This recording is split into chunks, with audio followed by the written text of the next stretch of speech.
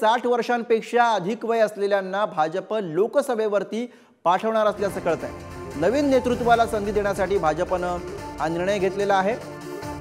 राज्यातील 4 ते 5 नेत्यांनी भाजप लोकसभेवरती पाठवण्याच्या सध्या तयारीत असल्याची माहिती मिळते। सुधीर मुनगंटीवार, चंद्रकांत पाटील, गिरीश महाजन यांची काही नावं आता सध्या समोर आलेली आहेत।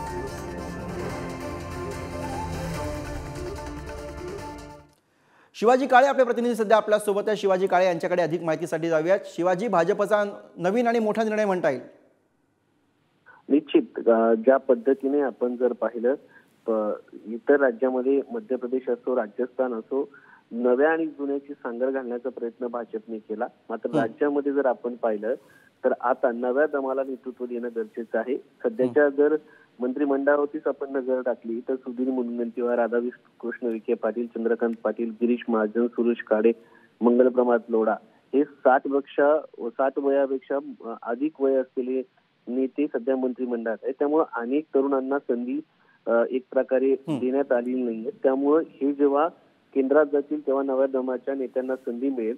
म्हणून विदर्भातून सुधीर मुनगंटीवार, राधाकृष्ण विखे पाटील यांचा मुलाच्या ऐवजी राधाकृष्ण विखे पाटील यांनाच नगर दक्षिण मधून तिकीट, चंद्रकांत दादा पाटील यांना देखील कदाचित दिल्लीत पाठवलं जाऊ शकतं। गिरीश महाजन हे उत्तर महाराष्ट्रातून यांना पाठवलं जाऊ शकतं। मंगलप्रभात लोढा यांना मुंबईतून पाठवलं जाऊ शकतं।